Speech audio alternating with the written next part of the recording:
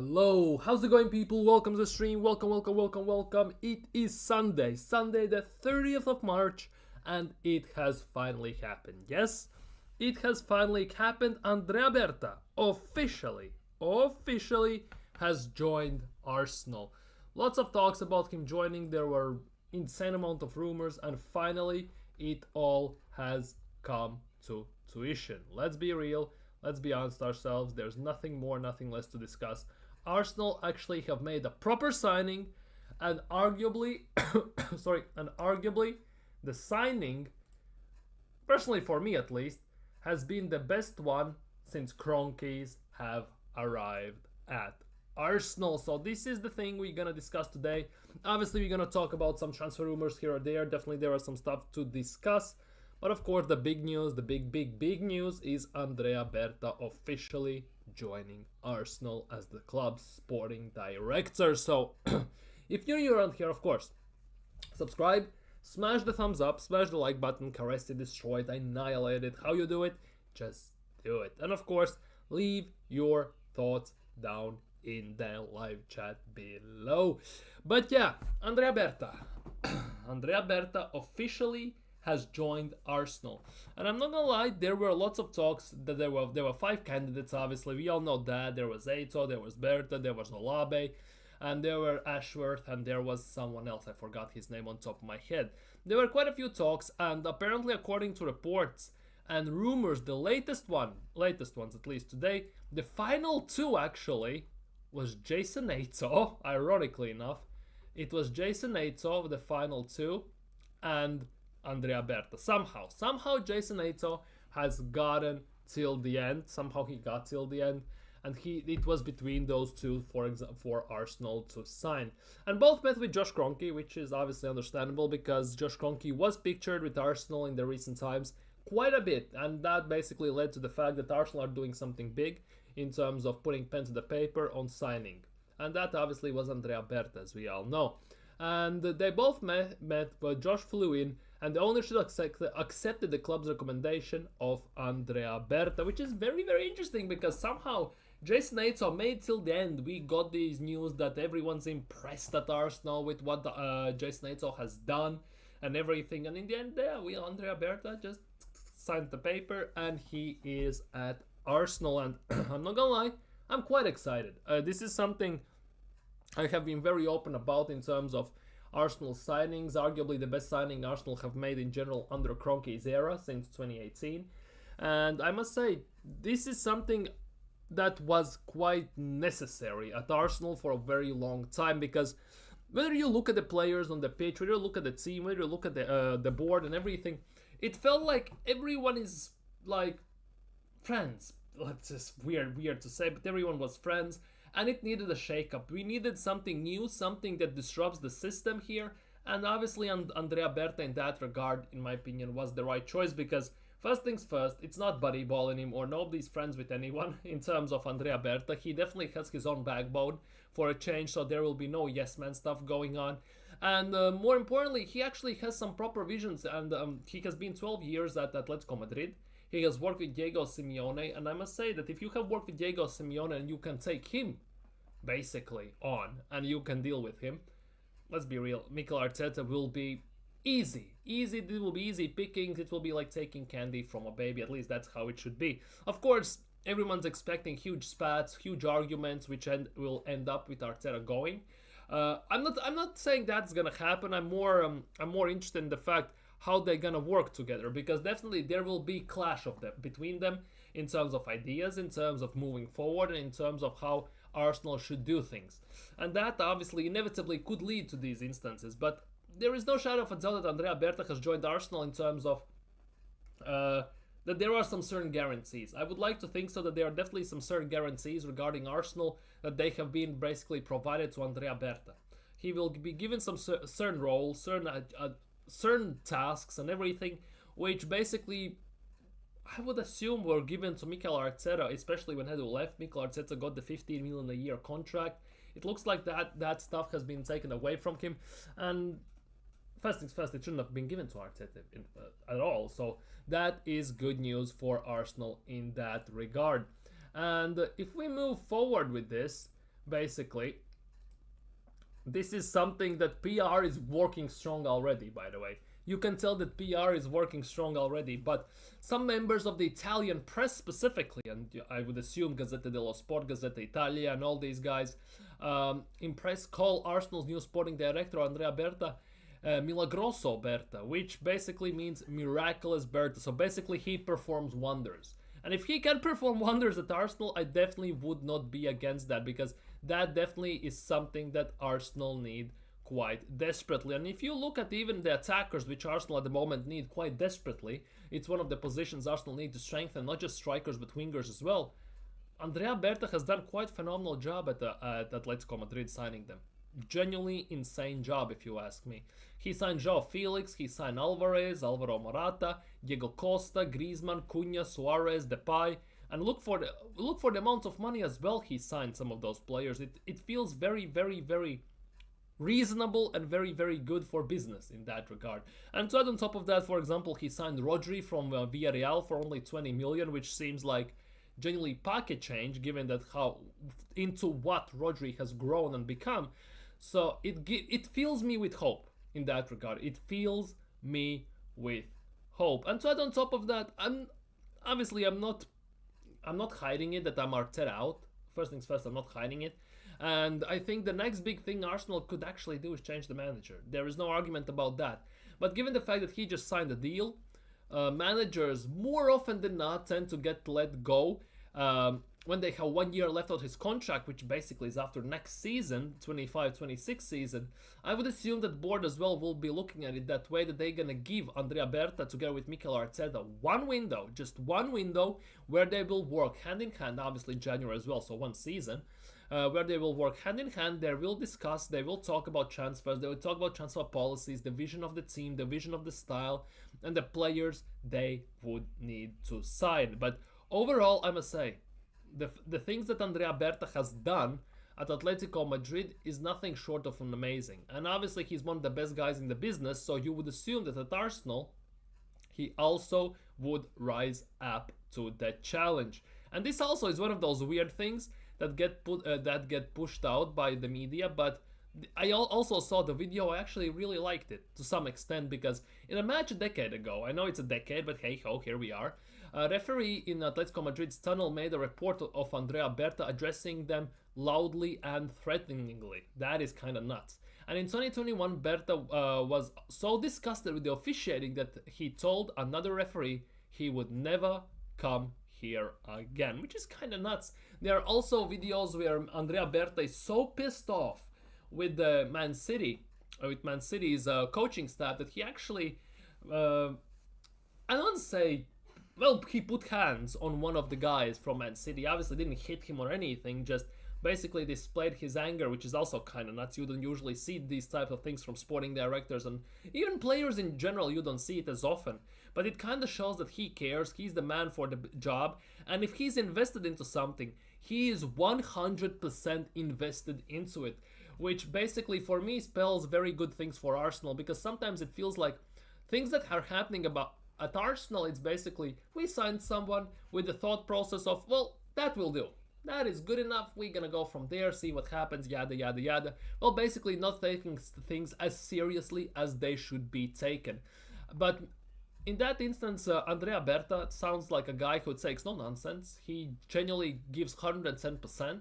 And if you don't go for the best, he doesn't want to go for that player at all. So basically, I have hopes. Basically, just put it that way, I have big hopes. I know it sounds weird, I know I sound kind of like a top gunner regarding Andrea Berta, but I must admit, signing Andrea Berta has been quite amazing. It's been like a breath of fresh air at Arsenal, and as I said, it's the best signing Arsenal have made under Kroenkes, which is quite fantastic. And as you can see, when Atletico Madrid had their almighty fallout with Man City in 2022, when they were arguing, referees included the sporting director, including the coaching staff from both sides, Berta made sure that he was involved in the brawl. Obviously he's Italian, so that is also one of the reasons, I would assume so, because they're very passionate about the sport in general, so it is what it is. But yeah, in footage filmed from the stands, he was seen pushing a Manchester City staff member in the face.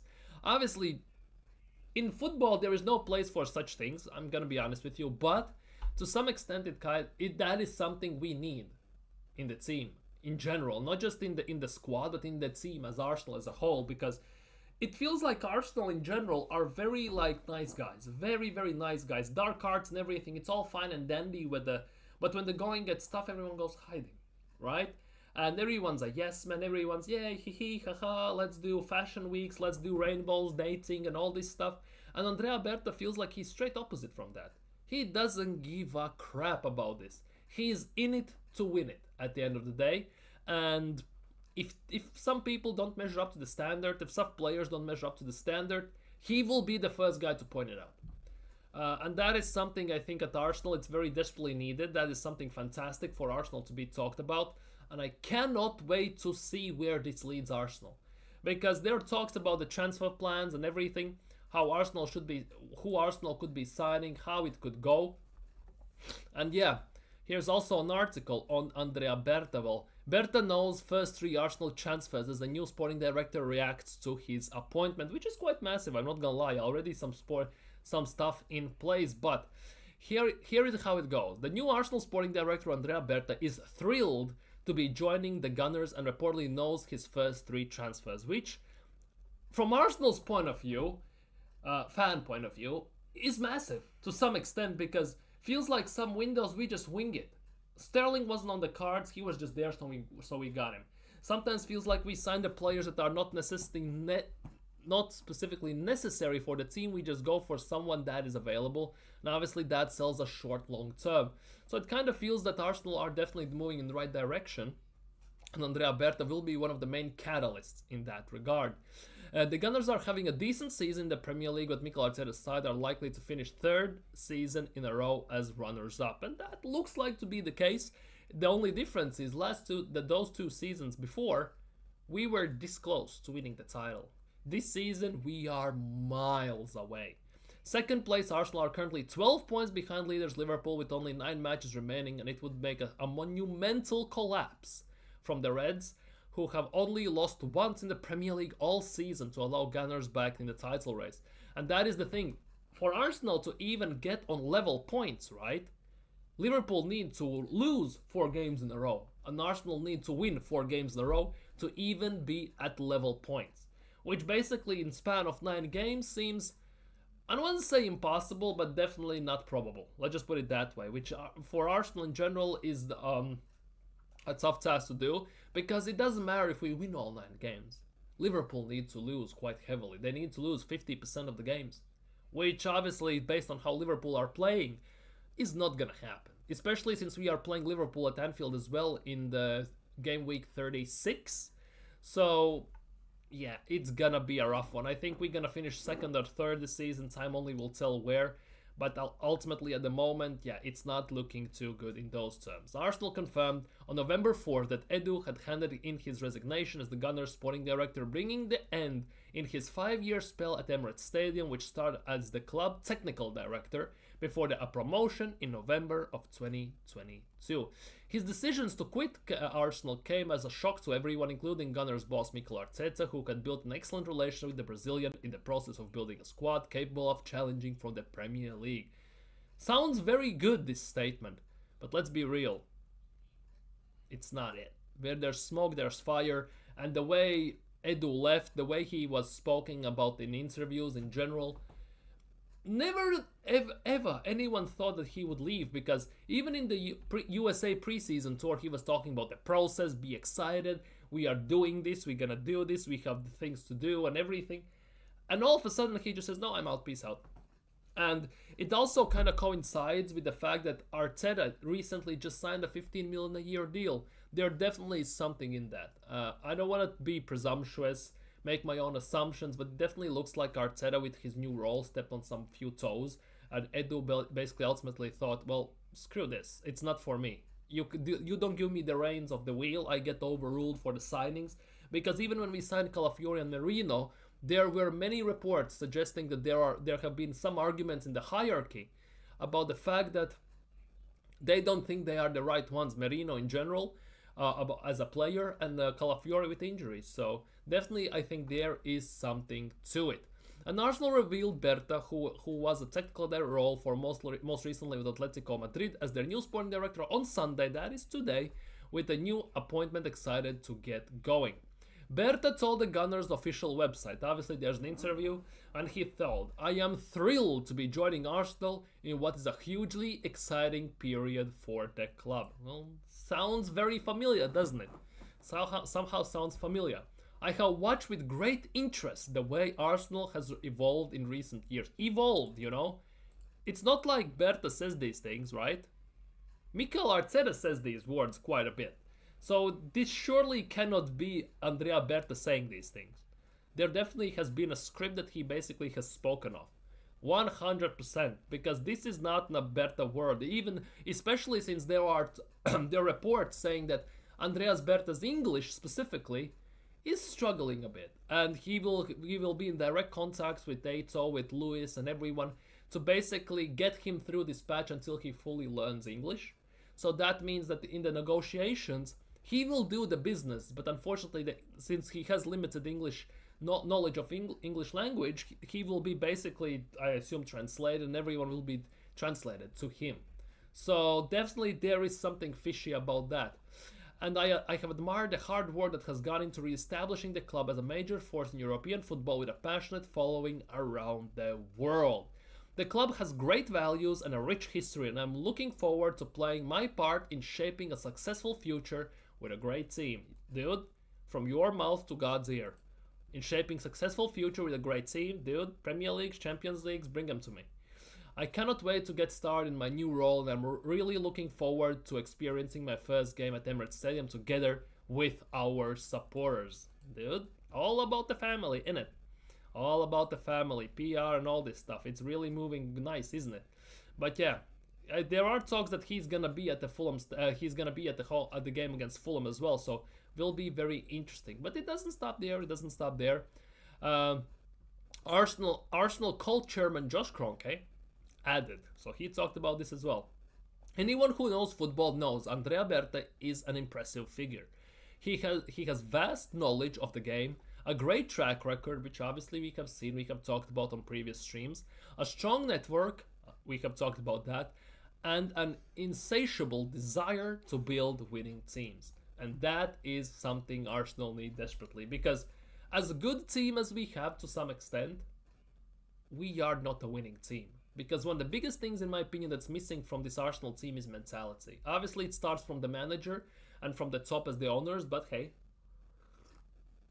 I guess we cannot get all we want. So basically, from the manager, let's just put it that way. So we'll see how that goes. Andrea will be a great addition to our club. He understands our values and what we stand for, and we have no doubt he will help us push on and take the next steps in our bid to win major trophies. And let's be real, we legitimately have been inches away in recent times from Arsenal winning trophies, especially in Premier League. In the last 2 seasons, it's been quite close. 8 points clear, obviously balling it, 2 points behind, screwing up our season in December, drawing against and losing to Fulham's and everything. It's definitely not has been great.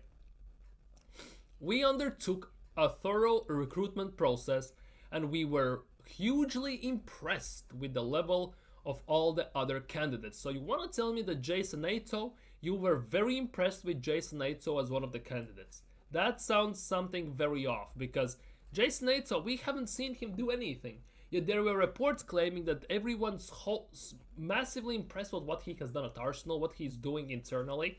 So we had no inkling on what's actually happening there. So we'll see how that goes. But it was Andrea's experience, and that I understand, because let's be real, Jason Ato was other one of the 2 options that made the final 2, and he has no experience, and the success he has enjoyed that stood out. We are really looking forward to working together and welcoming him to the Arsenal family. Dude, keep shoveling. And the Daily Mirror as well insists that Berta knows first 3 Arsenal transfers, with the Gunners needing a center forward, left winger, and have got a 51 million deal lined up for Real Sociedad's midfielder Martin Zubimendi. We'll see. The report adds, and here we go, Arsenal have got RB Leipzig striker Šeško as a top target, having tracked him last summer. We're gonna talk about this. We genuinely gonna talk about this, because this is very contradicting with what The Athletic and David Ornstein said today. So we're gonna talk about this. Keep that in mind. Check that last, and there's a buyout clause for around 60 million, which will make him attractive for lots of clubs. The Gunners have also been heavily linked with Newcastle's Alexander Isak, but that would be hugely expensive and would blow the budget, while they also want to sign a left winger with Athletic Bilbao's Nico Williams and Bournemouth's Antoine Semenyo on their list. So there's a new one. Semenyo is on Arsenal's list, and not gonna lie, if I have to choose between Nico Williams and Semenyo, I kinda want Semenyo. They also want a new number 2 keeper and have Espanyol's Juan Garcia in their sights as well.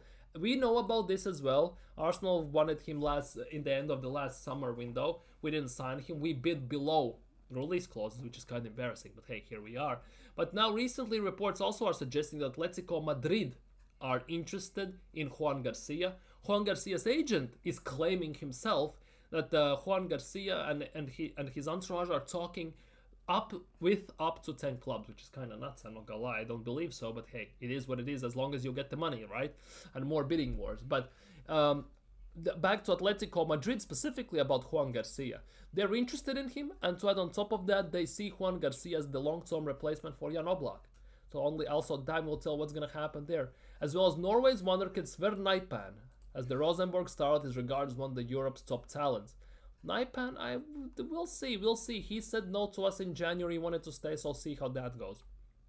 Gunners boss Arteta has seen the team make huge strides under his watch since taking charge in December 2019. Well, you would think so with 800 million nearly spent, but hey. But this season has been a disappointment. Well, hands down to that, at least you're calling this out, like not other websites who are claiming that Arsenal's season this season has been, well, still decent. Let's be real. So yeah, apparently Arsenal are interested in Zubimendi. Arsenal wants Semenyo or Nico Williams or Sesko and all this stuff. Naipan, Juan Garcia. There are 5 signings already we just named. Arsenal are potentially going to make. But going back to this, Arsenal have got RB Leipzig striker Sesko as the top target, having tracked him last summer, and the buyout clause is 60 million. Keep this in mind because here it is. According to David Ornstein, we go to a different site and we see Arsenal hold a strong interest in Victor Gyokeres as potential target for the number 9 position. New sporting director Andrea Berta is a firm admirer of the 26-year-old Swedish international, and he may be more attainable than Isak. And it doesn't stop there. There is still more about this. There is still more.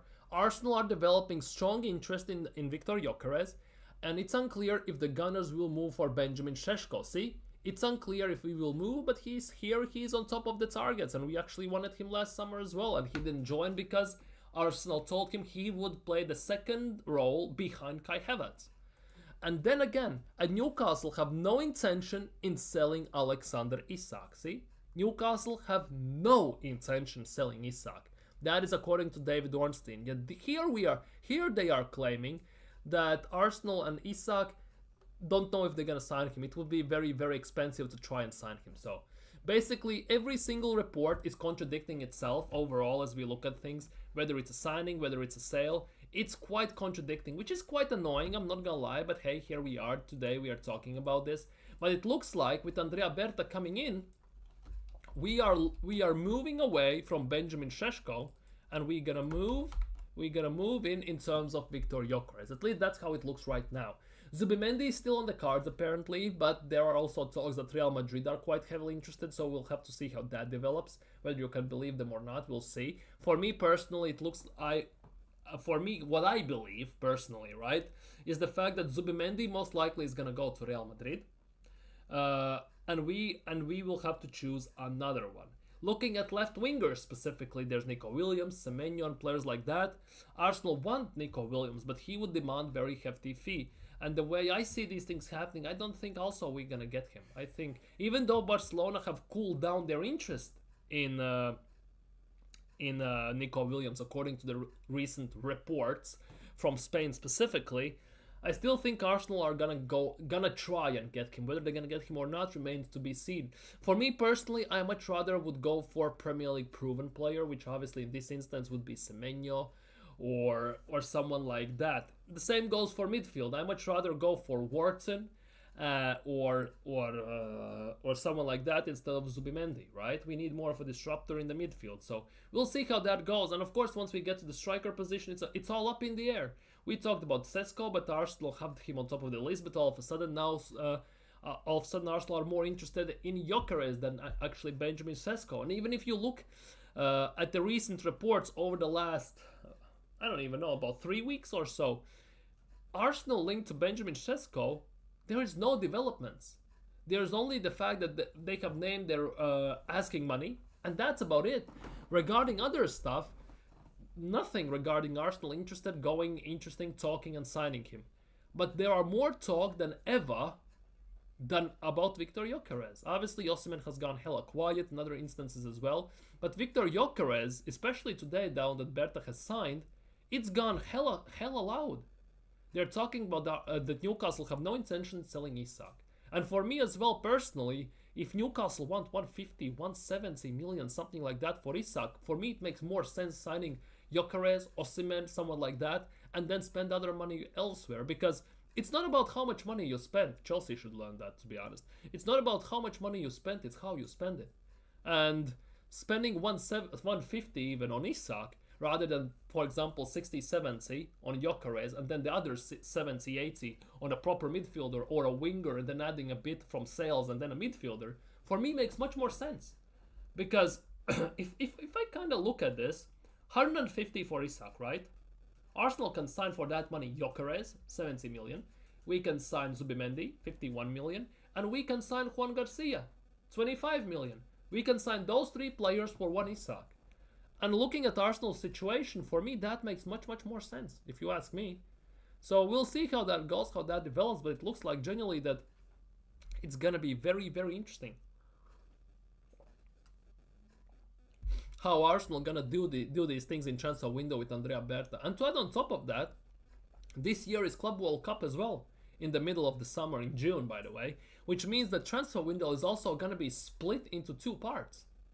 It's gonna be open from the 1st of June till 10th of June, then there's Club World Cup, and then it again opens after Club World Cup and goes up until the end of August, obviously. That is also a big thing. There are also talks that Premier League teams want the transfer window to close before the start of the season, which I'm all for.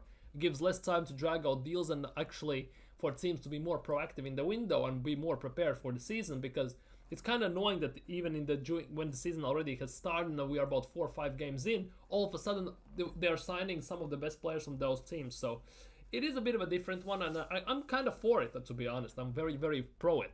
So obviously time will tell, as I said before, what will happen in that regard as well. But the changes are coming in many ways, shapes, or forms. Time only will tell whether it all will be for good or bad. That is the only thing for me personally. That for me is the only thing personally. But I'm very happy with the fact that there is no intention, there are very little talk about Benjamin Šeško, because personally I don't want him near our club whatsoever. He's 21, he has loads of potential. That basically is everyone's argument. But if I look at Arsenal right now, currently, in this state, phase 5 and all that, you can basically say that word until you get sick of it, but at this stage, we should not be signing players that basically need phases to develop, grow, and become good. We need players who are winners, who can do things right now. We don't have time to wait, because the window for us to win the Premier League title pretty much has been shut down, closed. We had to do it last year or this year, because there's no shadow of a doubt that next year Liverpool in the summer are gonna get stronger. They gonna back Slot 100%, especially with the Trent leaving and everything. They're gonna go sign. There are talks that they might sign Frimpong, so that is also the case. Now add on top of that, let's be real, Man City are going nowhere. They're gonna be back up there from the start of the next season as well. So that's already 2 teams. We don't know how Newcastle are gonna look, because they're still pushing for Champions League. We don't know how Nottingham Forest are gonna look, by the way, because they're also pushing for Champions League. And we also have no idea how Aston Villa are gonna look. But Arsenal have basically squandered 2 big windows and chances to win Premier League, which basically now has led us to a situation where, even though our team is good, it needs improvements obviously, but we are not as bad as we are playing. I'm gonna say it right now. But at the same time, other teams are catching us up. We are not pulling away from them. If we pulled away from them before that, for 2-3 seasons, right? We are not pulling away from them anymore. They are catching us up, and it's quite evident, and it's showing quite heavily. And that for me is a big, big worry, because that window will close in a flash, right? And we're gonna be back where we were under Arsene Wenger. Top 4 finishes. Maybe some cups if Arteta can manage to get his finger out of his ass and win one, but it doesn't look that way. I think for Arsenal, letting Arteta go might be the best thing to do. I'm not gonna lie, that actually might be the best thing to do. Personally, at least. Because for us, the ship has sailed pretty much, and we are basically chasing a way-going train. And that is a big, big issue for me personally. And yes, I think Andrea Berta is the best signing for Arsenal since Kroenke have fully taken the ownership. I'm not gonna cap or say anything else. I'm a strong believer in that. Next best now talking about sales, I think the next best sale would be Arteta going, because as much as Arteta has done, and I'm not taking any credit away, he has done a quite decent job. Obviously, 800 million spent helps that, but he has done a decent job. He has done. There's no argument about that. He has built a very solid team that needs maybe some 3-4 key pieces, and we are pretty much winning the league. It's just a matter of when. But it's something similar like Martinez with Belgium and stuff like that. He actually might waste the golden years of this squad, and then we will have to do a rebuild for the rebuild within the rebuild and rebuild it again. And then we're gonna see a drop off, and we're gonna become a top 4 team again. Because no matter how you look at things, yes, Chelsea are a bit lower, United are in the mid-table and all this stuff, but sooner or later they will get their shit together. Same goes for Spurs. Whether you like it or not, we laugh at Spurs, right? For balling things, calling everything Spursy when they lose, but Postecoglou most likely is gonna walk at the end of the season. They are looking at maybe getting Iraola from Bournemouth in, for example. And we don't know how that's gonna go, especially if they back him. It could genuinely be like that, as I said in the flash, that the teams that used to be in the top 4 consistently, top 6, they will be back up there. They will. And then Arsenal again will have wasted another opportunity, because Arsenal have many times since the last time we won the league in which was 2 decades ago, more than that, right? Have been this close multiple times to winning the league, and they have never done it. We didn't take the best chance of that opportunity that had risen. And now we are in the same spot where Arsenal had the opportunities and we are not taking them. Once again, is the same story. Man City arguably having the worst season in the last decade, and everyone told me that this Arsenal team is in a prime position to win the league as soon as Pep leaves. Well, Pep doesn't leave. As soon as Man City drops off. Man City have dropped off quite massively this season. All of a sudden, Slot comes out of nowhere, bang, wins the league in the first season. Like, there are lots of things to take into context, personally. And if you ask me, Mikel Arteta for Arsenal is what Brendan Rodgers was for Liverpool. He took them as far as he could, but ultimately, to get them over the line, they needed to sack Brendan Rodgers, and they brought in Klopp, right? So maybe for Arsenal as well, the best thing, and there's not maybe, for me personally, the best thing for Arsenal to do is to let Mikel Arteta go and bring in a winning manager. Whether it's Simeone, whether it's Ancelotti, whether it's Inzaghi, someone like that, I don't know, and I don't care. As long as we get in that type of manager. Give him 2 seasons. If it doesn't work out, change the manager. Because it's been far too long for me as an Arsenal fan since we won the league. We have never won the Champions League. Look, we are fighting with Nottingham Forest for the 2nd place. Nottingham Forest have 2 stars above their badge. They have won Champions League. Arguably, definitely in Europe, they have much better pedigree than Arsenal. Yes, they have fought. It's been rough for them in the last quite a bit of years, right? But now they're back up there. They're under Marianakis, their strategy has worked finally. They, for the last 2 basically windows, they sold about 20 players, bought about 20 players, but they finally have found the formula that works. They have brought in a proper manager, and now you see the fruit that have grown. And it could happen in a flash like that with Chelsea. At one moment, they might click. You never know. Obviously, it will at some point click. When it's just a matter of time. At least with Chelsea, how I see things. Spurs as well. If they get Iriola in, they back him, they get proper signings that Iriola wants, it will work. 100% they will be up there. Because the reason why they're losing predominantly is Ange Postecoglou. More or less. Obviously, there are players that need to go desperately, but it's also Postecoglou. He's not adaptable. He's not adapting to the situations. Just like Mikel Arteta, hence why arguably we haven't won the league in recent years. When we should have. So there are lots of obviously what ifs and buts and all this stuff, but at the end of the day, Andrea Berta for me is a fantastic signing for Arsenal. I kid you not, it's a fantastic signing for Arsenal. Best signing that Arsenal have made under Kroenke regime since 2018.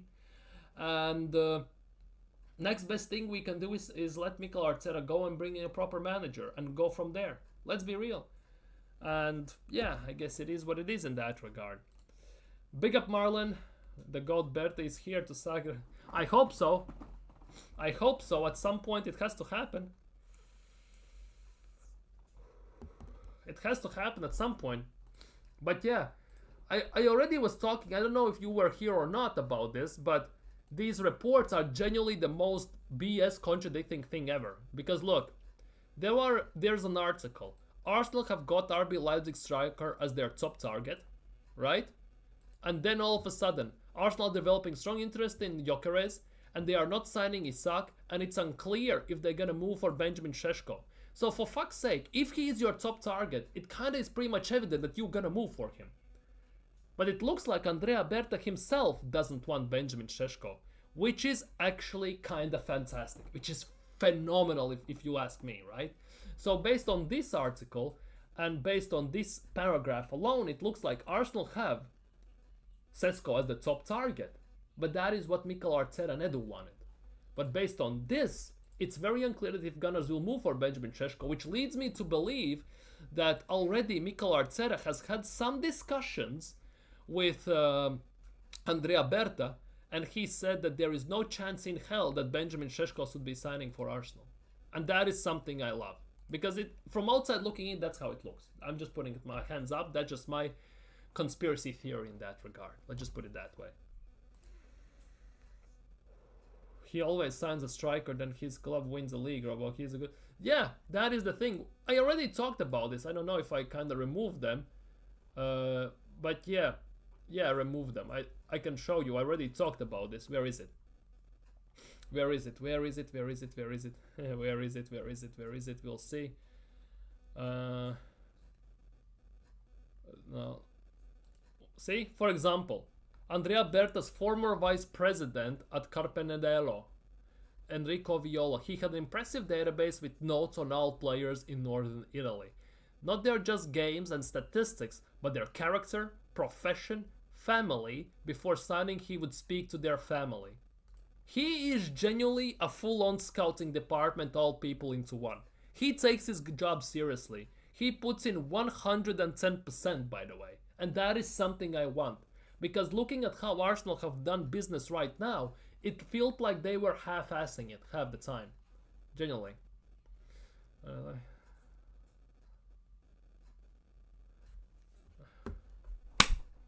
Freaking mosquito, man. It's 30th of March. Mosquitoes already flying about. Fucking morons. Wait, what? His mother was reportedly so worried that she was reduced to tears and almost fainted that he left his banking career to work for sporting director. That's kinda nuts. This just shows. Mateusz Cunha. Oh! Mateusz Cunha. I've done it. I couldn't leave the club in the middle of the season. I get it. Where is it? The current plan is for Andrea Berta to arrive alone and work with Arsenal's existing recruitment team, ideally including Jason Nato. That is the biggest reason why, if you were not here, by the way, Marlon, it's because Andrea Berta doesn't speak good English. Basically, he will do the businesses and everything, but he will need stuff to be translated until he learns English. So that is the only drawback why I think it will be a bit tough, but I think given that how deeply he scouts players, I think he will definitely do it quite quickly. See? Members of Italian press, for example, call Andrea Berta Milagroso Berta, which means miracle worker. Miracle worker, you know. Oh yeah, this is the thing. This is why Eito is on all of this. Eito is still assistant, if I'm not mistaken. Yeah, but Berta better do this. Dude, if this happens, that actually would be kind of nuts. But yeah, see, the final two in Arsenal sporting director search were Jason Eito and Andrea Berta. How the actual F Jason Eito, who we have seen do nothing at Arsenal from outside looking in, made to top two? How?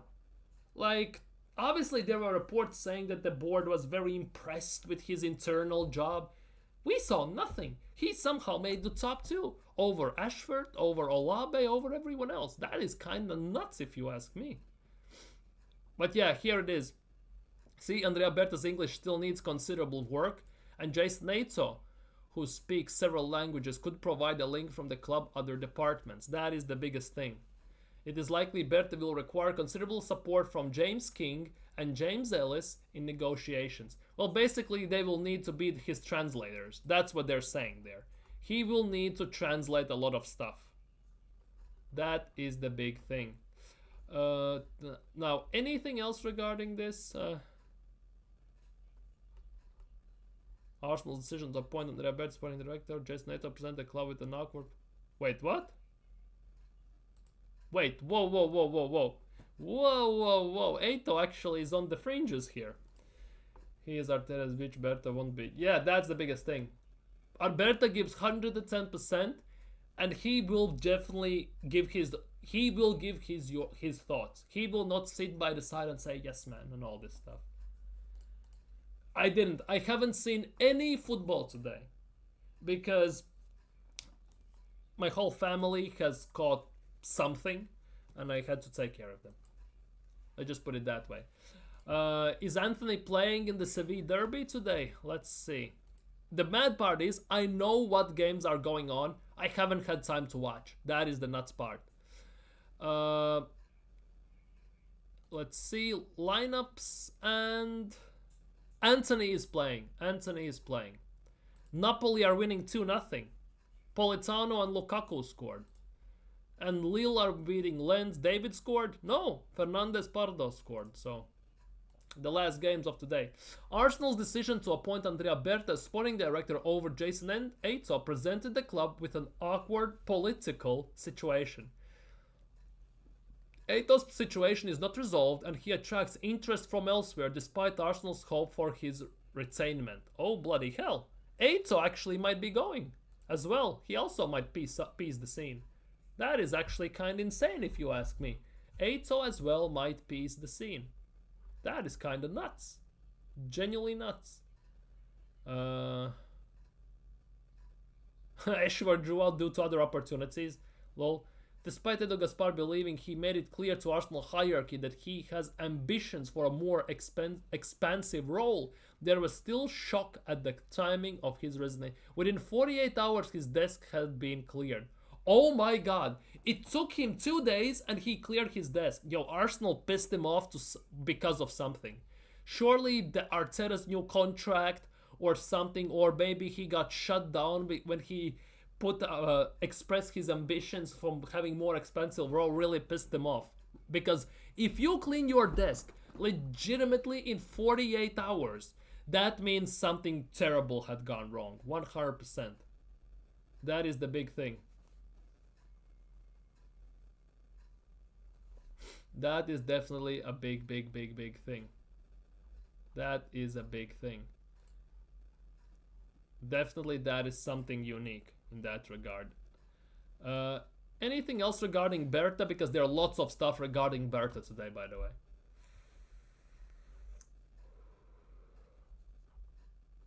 Andrea Berta.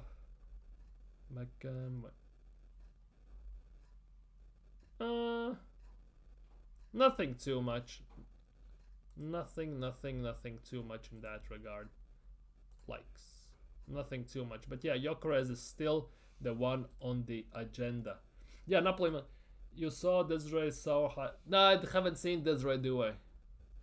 I'm telling you, I haven't seen pretty much any football today. I have just read the news of Andrea Berta and stuff like that, but overall, I have seen no football. It pisses me off I haven't seen any football today. But family comes first. Generally, family comes first, so I don't. In that regard, I don't care as long as they're fine.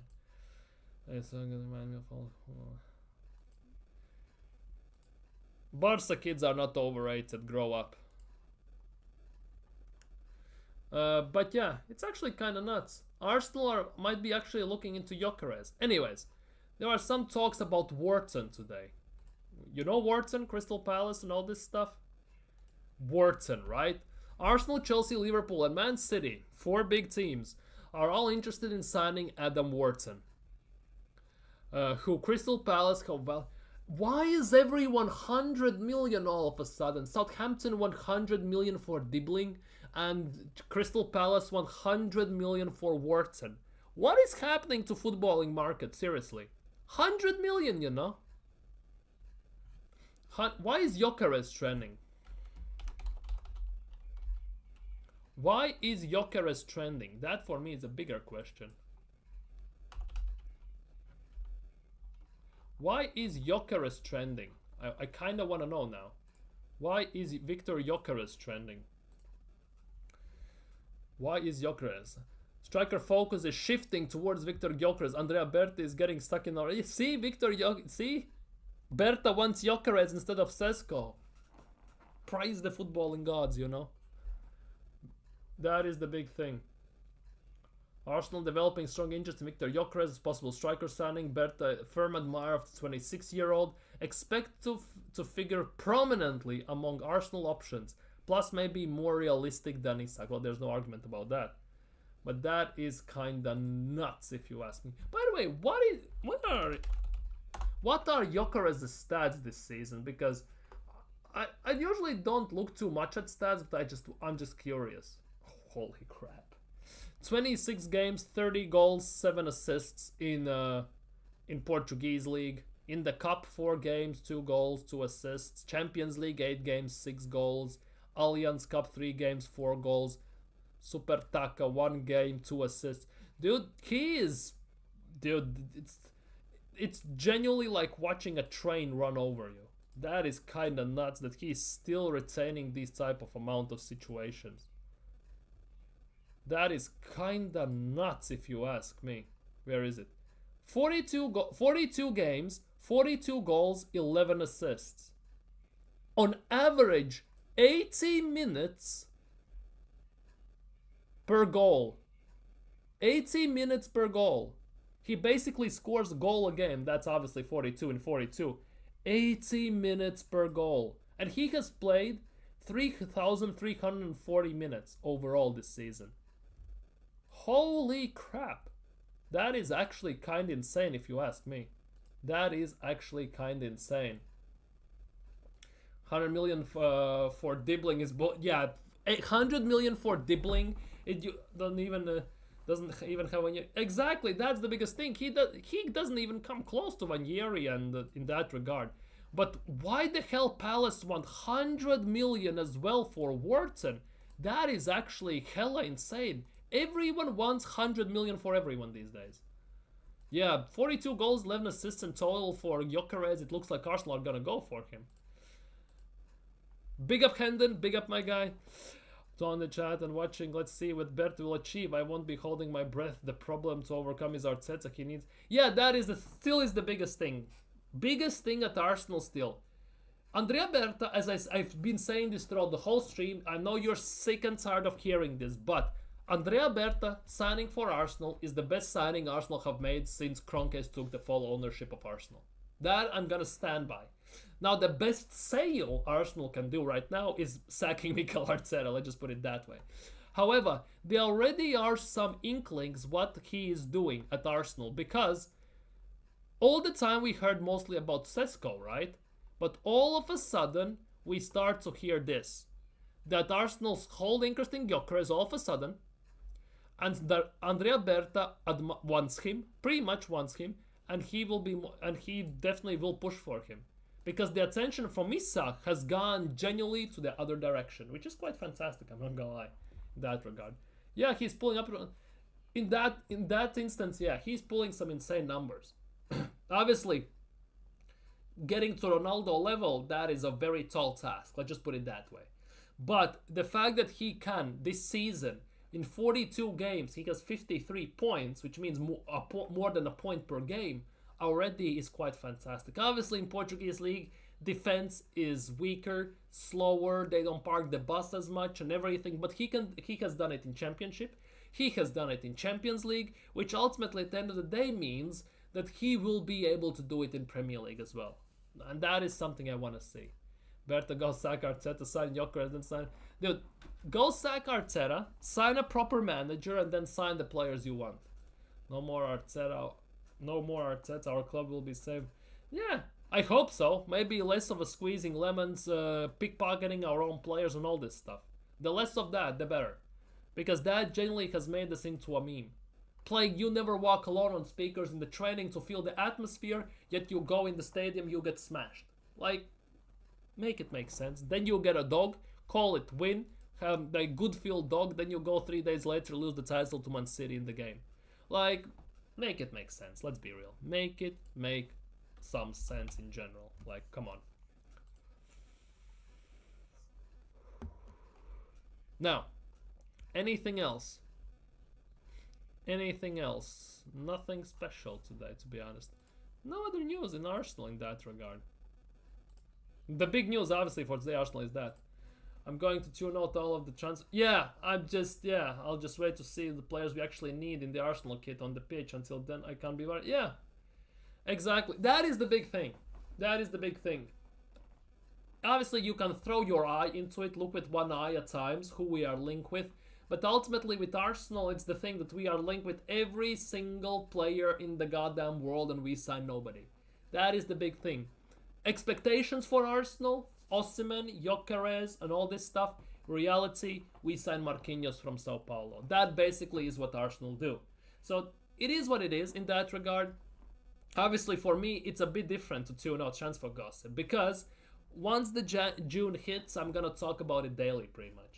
So basically, as long as it's not daily Dusan, daily Vlahovic, daily Awar, daily Mvila, and all this stuff, I will be fine. But at some point, it's gonna be a bit dragging on. The only hope with Andrea Berta, to some extent for me, is that we will get the job done quicker over the line. It won't drag out 2.5 months, 2 months, month and a half. We will do it within genuinely a few weeks or 3 weeks, maximum a month. That is the biggest hope I have in this regard. Biggest hope I have so far.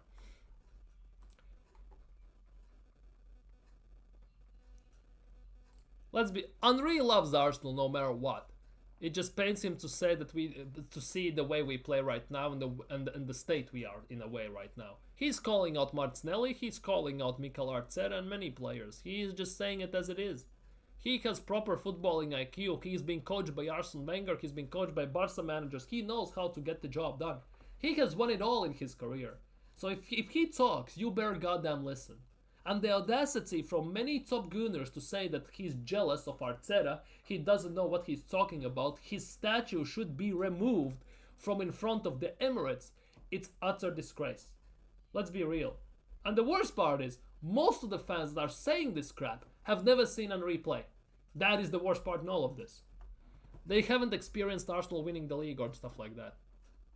That is the worst part in everything. The sheer disrespect he gets in that regard is actually kinda nuts. Well, to be honest, yeah, it's not Martinelli's fault. He's Dun's coach can't. The biggest thing is, for Martinelli, it's a combination of two things.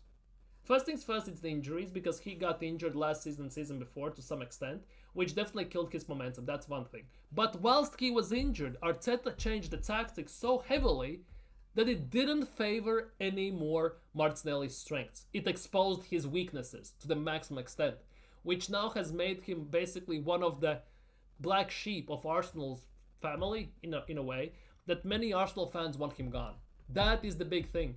And I'm still gonna sit this on this hill. I might die on this hill as well. But I've been strong believer for the fact that managers and sporting directors in the club should sign players and adjust the system to fit the players by elevating their strengths and hiding their weaknesses. That's what it should be all about. The way Mikel Arteta does it is complete opposite. He buys players to fit his system, which at the end of the day means if he sees a certain quality in a player, he buys the player for that position, and that's about it. And when you actually get asked for a player to play a certain role, he can't do it. Because Arteta needs a specific quality in a specific position, and as soon as you change the narrative, you change the formation, or even you change the tactics a little bit, and you demand to basically for that player to play differently and to play a bit out of his comfort zone, he doesn't know how to do it anymore because he has played the whole season in one way, and that's it. And all of a sudden, he needs to remember what he learned a few years ago, the way he used to love to play. It's almost gone because it pretty much has been coached out of him. The football already these days is very robotic, predictable, and everything. And there are specific managers who make it over robotic, over systematic. And unfortunately, Pep and Arteta are to some extent two of the main catalysts in Premier League specifically for this. And it's ruining certain players. Prime example, Martinelli. Let's be real. I've never seen Henry play that much, but saw most of his clips, and yeah, exactly. And yeah, Arteta turned Martinelli into basically Reo Miyachi. Let's be real. Or he turned Martinelli into Gervinho. That's what he has done. Big up, mob. Big up. People always dissing and toasting Martinelli and how he plays. They can't score, play football, but never appreciate what Nelly does on the pitch. The thing is, he's an attacker, and he is getting judged by the things he does in attack. Because there should be no goddamn business for Martinelli to play left wing back. To basically bail out Calafiori's uselessness as a left back. Let's be real. He gets judged by attack. And that is the biggest thing. That is the biggest thing. And due to the fact that Arteta, as Saka is saying himself, he wants his attackers to defend first, means that they are out of breath and out of stamina when they are in the attack. And to add on top of that, given how Arteta has changed the system, tactics, and completely disrupted the way Martinelli wants to play and under what he thrives on, he has zero confidence when he has a chance in front of the net. Hence why he hits it in the row Z, he misses or shoots it straight at the keeper. It's combination of things, of Martinelli's injury, losing his confidence, but I would say that is about 30% of everything. 70% of all of that is Mikel Arteta himself. Oh, good for Arsenal. Best Arsenal signing we have made under Kroenke's ownership. Since they took over Arsenal fully, it's the best signing they have made. Now we need to do the best sale, and that is getting rid of Mikel Arteta. Arteta ball ruins players physically in their. Exactly, that is the biggest thing. That is the biggest thing. Only player that hasn't been ruined, arguably, but that also only is based solely on GA, is Bukayo Saka. Because Bukayo Saka got GA in one system, in the second system, in the third system, how Arteta wants to play. The other thing about that is, though, Bukayo Saka has shit performances. Quite a bit in recent times before he got, right? But he still got the GA, which is basically testament for his quality, for his skill and his ability on and off the ball to still get the job done. Obviously helps that we only attack through the right side pretty much. That's a completely different story because that's another Arteta fetish that he needs to basically eliminate from himself. But it is what it is. Because 4 years ago, we saw Martinelli dribble through 4 or 5 players. Slalom dribble, do some skills, step overs. Now we see none of that. He gets the ball, one-on-one he maybe tries sometimes to take player on, but mostly he passes back to Odegaard or Partey or Timber or Ben White, whoever's playing at who is closer to him. Let's be real. And to some extent, I'm a strong believer in the fact that the best thing Mikel Arteta can do is completely ruin his system right now. Because we are predictable in attack, in defense, obviously defense works, but that's a bit different, in the attack. Because everyone knows where the ball is going to go, how it's going to go, and what we are going to do. Odegaard is going to drift to the right, he's going to combine with Bukayo Saka, and then it's inshallah and hope, basically. That's what it is. But if Mikel Arteta, for a change, puts Odegaard, for example, in left 8, he won't drift to the right. because Odegaard as a 10 even drops into 8 role to receive the ball. So at the end of the day, that means that if he plays in that left 8 role, he actually can support Martinelli on the left, for fuck's sake. And that again gives some freedom in the middle, it gives freedom on the right, it actually would give us more options to attack. We could spread the play, we could narrow the play based on the situations that develop during the game. It will give us more options in the attack, more passing abilities in the attack, and that would actually explore and open the door for us to a complete different style of play. But Mikel Arteta doesn't want that. He caught massive PTSD from the 22-23 season when he balled 8-point lead, that now he's going away from that as far as possible. He wants total control, total defense, and hope that we can score. Because if we score a goal, more often than not we can do things. Because our defense is gonna hold up predominantly, most of the time. But given the situation that our attack is right now, and the midfield that has no creativity in it, it also is a massive, massive gamble, because if we concede, we could be done instantly. Because we don't have the abilities anymore to create in the attack. And that is a big issue for me. We don't even have X factor in the team like Alexis Sanchez, who can take the ball by himself, grab the name by the scruff of its neck and say, give me the ball, screw everyone, I'm gonna score that goal. And Alexis did that. Aubameyang did that. We don't have that anymore in the team. Oh, we spread the goals around. How is that working for you these days? Bukayo Saka has been out for 3 months. He still is the assist leader in the team. Our top goal scorer in the Premier League is Kai Havertz with 9 goddamn goals. 9. 9, 9, 9, 9. Ironically, German and 9 means no, so it is what it is. But hey, here we are. Ironic coincidence. Not one player has improved under this fraud of a manager. Could say that. I think only player who has gotten better is Gabriel. Whether it's Mikel Arteta or defensive coaching, that's a completely different story. Because Gabriel, when he came in, he had massive bozo gene, he was a liability at times. Also you could factor in the fact that he didn't speak English, right? At the same time, by the way, right now, for the last year and a half, he's our best defender. Saliba is not even the best. Gabriel is the best defender. Because Gabriel's work rate goes unnoticed solely due to the fact that he doesn't mind getting his job done with dirty work. He doesn't mind getting his fingernails dirty, defending, attacking, and everything. Saliba is more pleasable to watch for the eye. And that's basically what every fan is going after. It's very nice to look at. Hey, roses and all this crap. Narnia, unicorns, and all this shit, right? So at the end of the day, Gabriel tends to get overlooked because of that.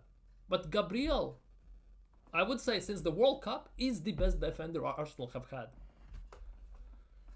When Salah messes up or Yamal or those guys everyone loves, they don't say anything, but everyone hates them. Oh, everyone says when everyone messes up. You just don't do it. Do you think Martinelli can have a recovery like Yes, he can. But that strictly, genuinely strictly and solely depends on either Mikel Arteta changing the system to what we played 22-23 season, which gives us attack, or Arteta getting sacked and getting a proper manager in. One or the two. Maybe we could explore the option playing him as a striker like Unai Emery did when he just signed Martinelli, and what Brazil tends to do when they play Martinelli as a 9. Maybe then he can show himself, but let's be real. What are the chances that Mikel Arteta will play Martinelli as a 9? Pretty much none. So that means only chances are Arteta goes attacking, like expensive attacking football, or he gets sacked and we get a proper manager who knows how to exploit attacking football. Bro played double left wing, right wing, left wing. Exactly, he played him left wing back. That's definitely not the one. Can Newcastle really keep Isak? The biggest thing is, they will. Most likely they will. Champions League this year is first 5, if not even 6 spots, depending on who wins Champions League and who wins Europa League, right? So they might. On top of that, they just won a trophy, which means there are more things to come, which definitely will be a massive, massive advantage for Newcastle to keep him if another team comes calling. And to be honest, there are not many teams who will be willing to pay 150 million for him, by the way. That is also the case. Don't forget when bro benched DSR and played El Neni when Odegaard was injured and made our Whole team depend on Saka score and assist team. Yeah, that is the biggest thing. And just to show that how reliant we are on Saka, basically, right? It's the prime example when both of them have been injured. When Odegaard was injured, Saka still carried the team. When Saka has been injured, Odegaard has done nothing. That pretty much shows how much Odegaard needs Saka to actually do something. And if that is the captain I have at the moment at Arsenal, that is the guy who is responsible for creative part of the team, for creating chances and scoring goals partially, I don't want that type of player in my team. If he has to pretty much solely rely on Bukayo Saka. Because football is a team sport. It's not a Saka sport. It's not Saka FC. It's Arsenal FC. Everyone should be pulling their weight. And obviously Odegaard, given how much money he is on, and how much PR he gets, and what pedestal these top gooners are keeping him on, you would think he's the second coming of, Kaká, Socrates, Maradona, someone like that. Get over. Big Gabi, best center back. Yeah, exactly. Exactly. And to be honest, Gabriel, let's not forget, Gabriel covers two spots as well half the time. When Zinchenko plays left back or Calafiori, he needs to cover their asses as well. So he plays two positions at the same time. Martinelli will shine. Yeah, 100%. 100%. Because there is no chance that we're gonna get even more defensive manager. Even if we get Diego Simeone, he will know how to use Martinelli. Have you seen Lino play for Atletico Madrid? He is fantastic. He might, even if Simeone comes, he might actually play Martinelli as a striker. Let's be real. One of those two positions, left mid, left striker. And he will thrive. Simeone knows how to coach that stuff. Oh, he plays negative football. He doesn't. Simeone actually, if you watch La Liga, has adapted his style, his system. He knows when to go defensive and park the bus partially, and when to play attacking. He has found the perfect balance as well. He knows, hence why every team pretty much struggles against them. Obviously they struggle as well, but it is what it is to some extent. Have to laugh that Nketiah leaves Arteta and is going to Wembley with Palace. Exactly, that is the biggest one of the most nuts moments you can imagine. Because think about it. Eddie Nketiah leaves Arsenal, goes to Palace, and he has a bigger chance of winning a trophy this year than Arsenal. Make it make sense. Man City, by the way, are still in the cup. They might win. The worst season Man City has had arguably in the last decade, and they still have a chance to win a cup. Aston Villa are still in there. Unai Emery might win a cup.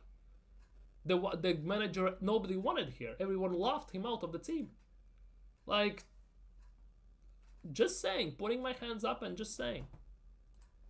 Just pointing it out. And by the way, have you seen this? Where is it? Where is it? This is the goal Mika Biereth scored yesterday. That is the goal Mika Biereth scored yesterday. He missed a penalty, but this is the goal he scored yesterday. What a banging finish. What a goddamn banging finish. He missed a penalty in the 4th minute, but obviously Monaco won in the end, and he scored that goal to make it 1-1. Why Mika Biereth never got a chance at Arsenal? Why didn't that happen? Why? Interesting how all the away teams in the quarterfinals of the FA Cup... Yeah, there are sometimes those games where all of a sudden all home teams win, all away teams win. Usually it's mix and match, maybe a draw, even in the league. But there's one time in a season where in any given day, maybe not for the whole game week, but for example, Saturday games, 6 games, all away teams win. There's always something weird like that happens. That is actually kind of nuts sometimes when you look at it. But Crystal Palace are playing who? Villa, if I'm not mistaken. Crystal Palace are playing Villa, I think. By the way, Crystal Palace's away record as well is insane. Crystal Palace have kept a clean sheet or something like that, or haven't lost a away game. They have kept a clean sheet in an away game for 12 something hours. Right? And the last time Crystal Palace conceded an away goal was the time when Jesus scored a hat-trick against Palace in the Carabao Cup. That was the last time Crystal Palace conceded an away goal. That is actually phenomenal. What phase is Glasner in? Here's hoping Fulham will be in... on a big downer after losing to Palace when they play Arsenal on Tuesday. I didn't Fulham rest some of their players, or am I tripping on that one? Wait.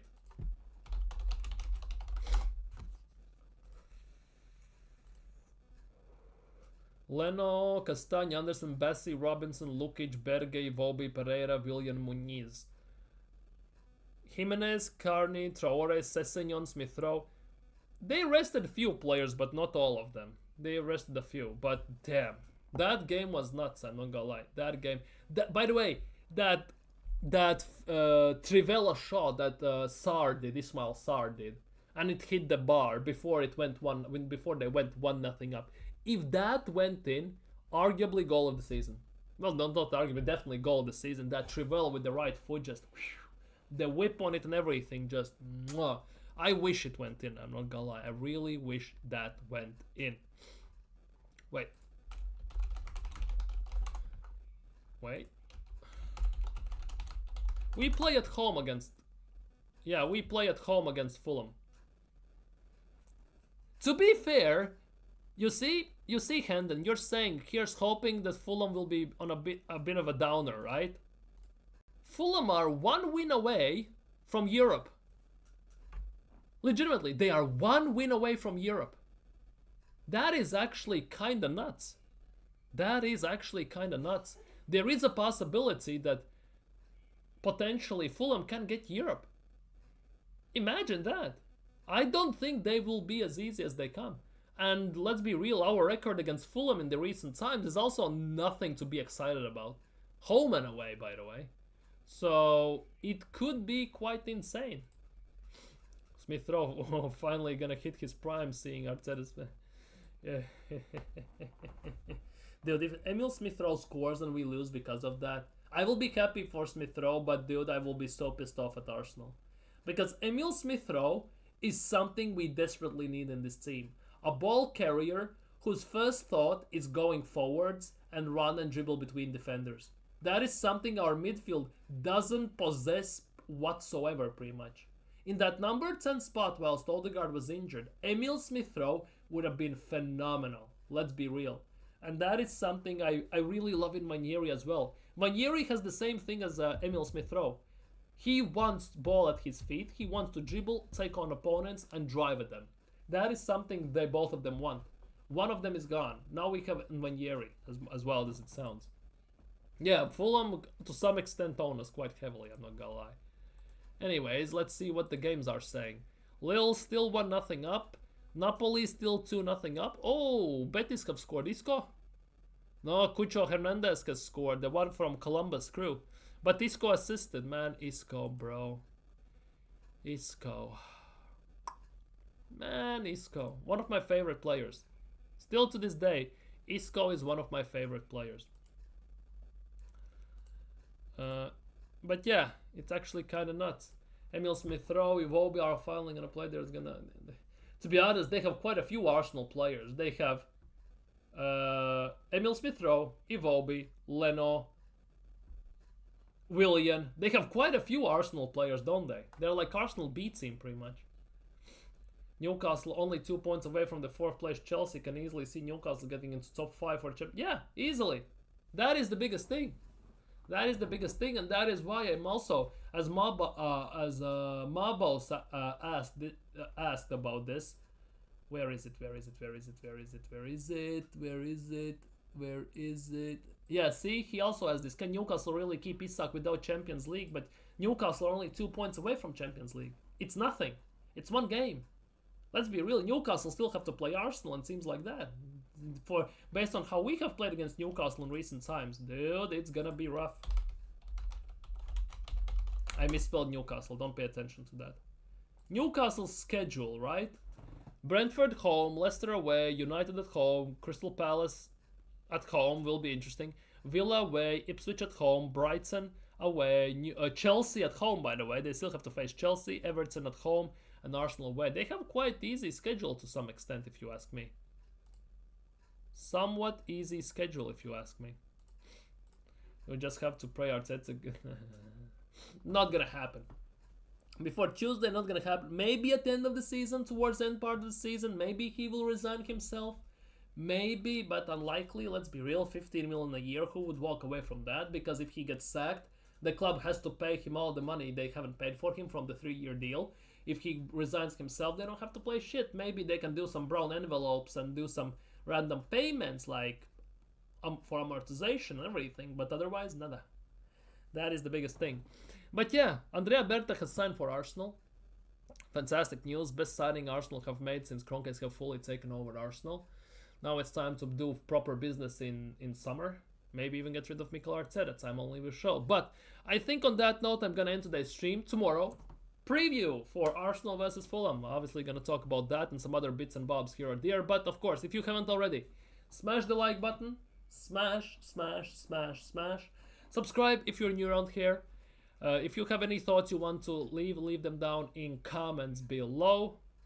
Take care, stay safe, have a great day tomorrow, and see you all tomorrow as well. Salute to everyone. Big up.